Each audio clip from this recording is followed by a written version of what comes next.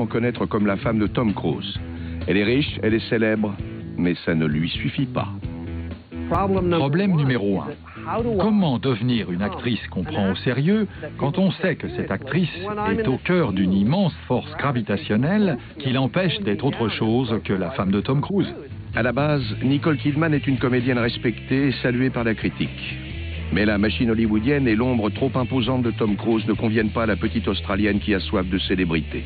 Elle apparaît dans de grosses productions qui laissent pourtant les critiques de marbre. Ce n'est qu'en choisissant des projets qui lui conviennent qu'elle va enfin faire décoller sa carrière. Nicole adorait les films un peu bizarres et elle y donnait le meilleur d'elle-même. Kidman recherche des rôles à risque dans des films à petit budget et au théâtre. Après 10 années passées à se consacrer à son métier, plus rien ne peut arrêter cette étoile montante. Pas même un divorce spectaculaire. Elle persévère et rejoint le royaume d'Hollywood. Ce petit nombre de stars dont le travail est toujours à la hauteur de leur réputation et qui jonglent entre les petits et les grands rôles. Nicole Kidman est déjà une actrice aux multiples récompenses en Australie quand elle est remarquée par une superstar internationale, Tom Cruise. Tom Cruise a découvert Nicole Kidman dans Calme Blanc, un thriller de 1989 réalisé par l'Australien Philip Noyce. Il a été tellement impressionné qu'il lui a demandé de passer une audition pour jouer la fille dont il est amoureux dans Jour de tonnerre. Jour de tonnerre marque le début de sa carrière à Hollywood. Les recettes du film s'élèvent à 83 millions de dollars aux États-Unis. Le résultat, c'est que sa relation avec Tom Cruise est devenue publique. L'union qui s'ensuit entre les deux acteurs semble être un véritable mariage d'amour.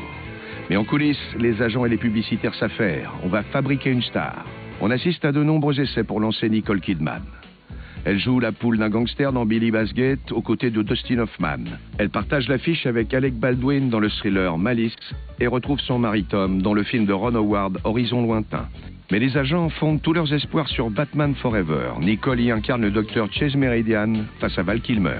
Je pense que Batman Forever a déçu presque tout le monde. En vérité, Nicole elle-même est déçue.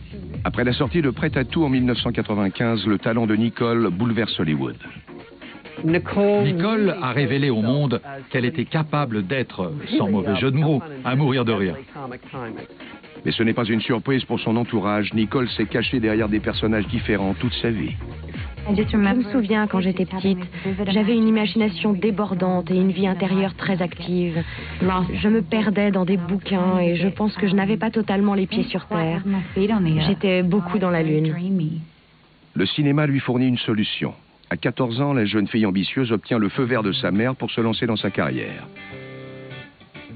À l'âge de 21 ans, elle a déjà été nommée à plusieurs reprises par l'Australian Film Institute.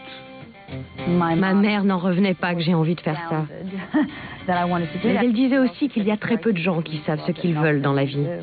Depuis son virage caustique dans Prêt à tout, les gros bonnets d'Hollywood font des pieds et des mains pour travailler avec elle. Je me souviens du jour où j'ai vu Prêt à tout pour la première fois. J'ai été très impressionnée. Et bien sûr, je n'étais pas la seule. L'association de la presse étrangère l'a nommée pour un Golden Globe, qu'elle a reçu d'ailleurs. Le Golden Globe attire l'attention sur le talent de Nicole, mais la carrière de Tom Cruise lui fait toujours de l'ombre. Kidman et la réalisatrice Jane Campion, couronnée aux Oscars, s'associent dans Portrait de femme. Le film, tiré d'un roman d'Henry James, ne fait pas un carton au box-office, mais il est encensé par la critique. Nicole se définit un créneau.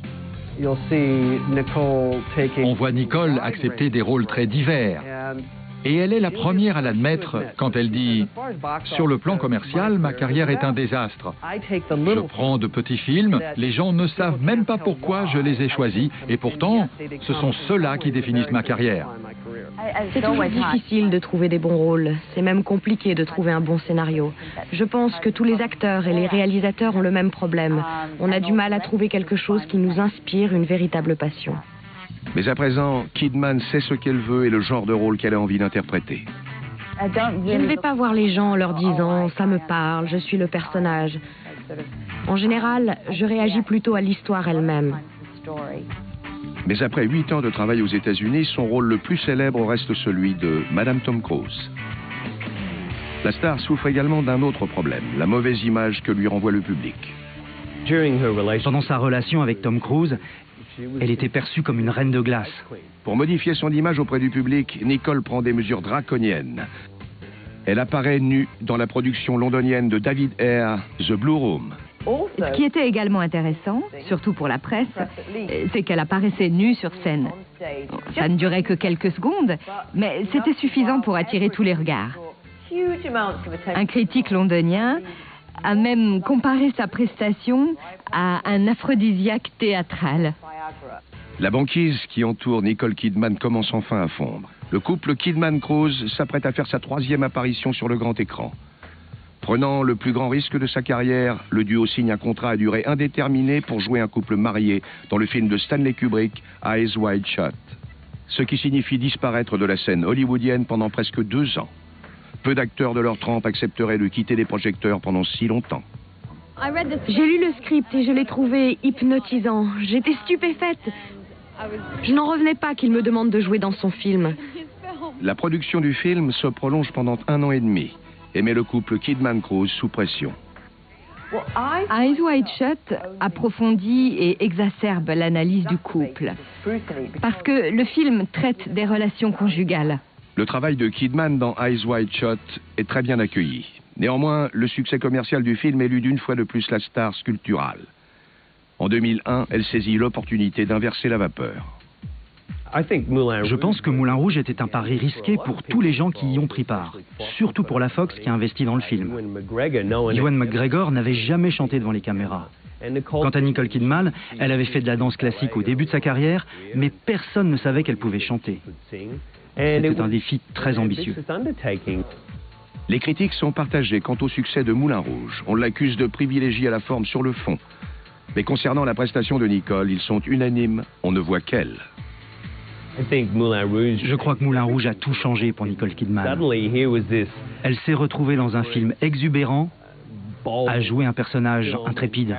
Mais la victoire est douce amère. Quelques semaines après leur 10e anniversaire de mariage, Tom Cruise demande le divorce. Le couple était marié depuis 10 ans, il y avait forcément quelques problèmes, mais leur relation a toujours été perçue comme indestructible. Dans les papiers du divorce, Tom invoque une incompatibilité définitive et refuse d'entamer une thérapie de couple. Selon les rumeurs, Nicole aurait fait une fausse couche. Elle a fait preuve d'une immense dignité pendant les mois qui ont suivi. Elle a clairement tenu le coup grâce au soutien de ses amis proches et de sa famille. Et elle se lance à corps perdu dans le travail. Elle est rentrée en Australie et a tourné pas moins de 8 films entre 2001 et 2003. On voyait bien qu'elle essayait de gérer la souffrance du divorce à travers ses personnages.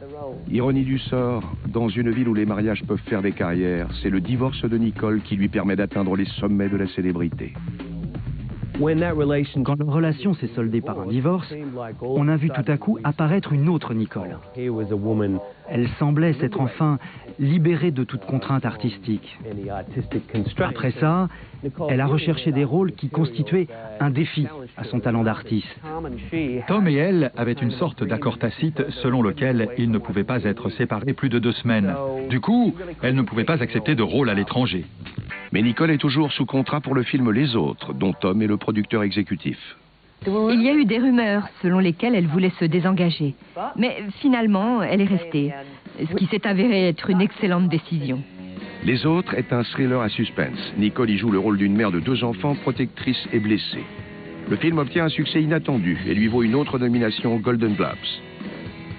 Pendant ce temps, Nadia, un film indépendant qui passe inaperçu, lui vaut des critiques élogieuses.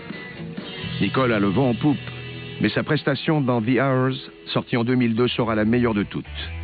Nicole disparaît littéralement dans le rôle de l'écrivain Virginia Woolf grâce à une métamorphose physique exceptionnelle. C'était un film avec un casting exceptionnel.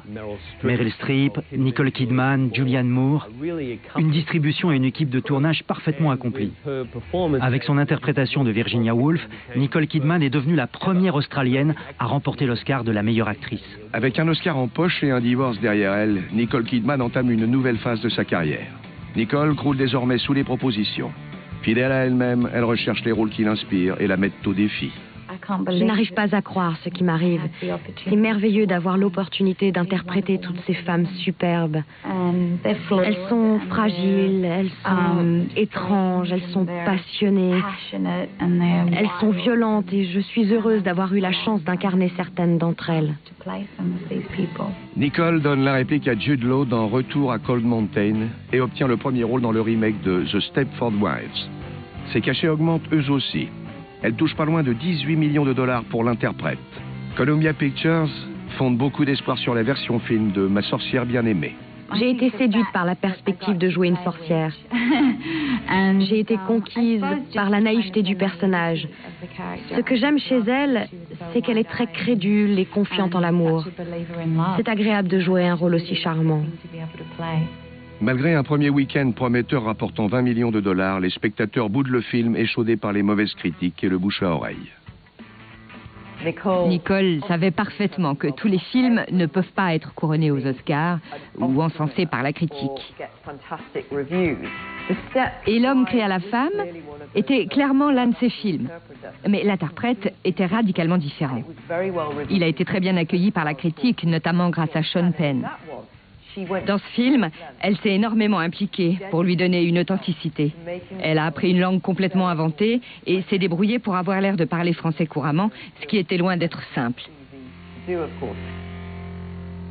En juin 2006, presque 5 ans après son divorce de Tom Cruise, Nicole accepte un nouveau rôle. Elle épouse Keith Urban, star de la country et compatriote. Elle prend également un congé sabbatique. Quand Nicole réapparaît, c'est avec un assortiment de nouveaux défis professionnels mêlant les films d'art et d'essai et les projets de grands studios. On la voit dans Fur, un portrait imaginaire de Diane Arbus. Elle prête également sa voix à Norma Jean, un pingouin, dans le film d'animation Happy Feet. Au fur et à mesure que sa carrière progresse, ce sera de plus en plus difficile pour elle de choisir des projets susceptibles de la combler en tant qu'artiste, mais également capables de faire avancer sa carrière sur le plan artistique.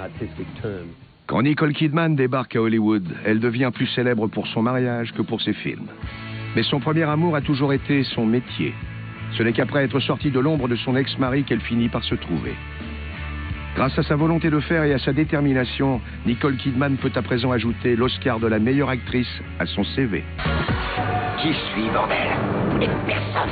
Tu peux peut-être changer tout ça. Alors, nous n'avons pas le choix, n'est-ce pas? Et on sait trop, on ne peut pas le laisser se balader. C'est de toi que tout va dépendre. Le fils d'Angel fait partie de la prophétie. Il excitera toutes les convoitises. Adorable. À croquer. Je parlais du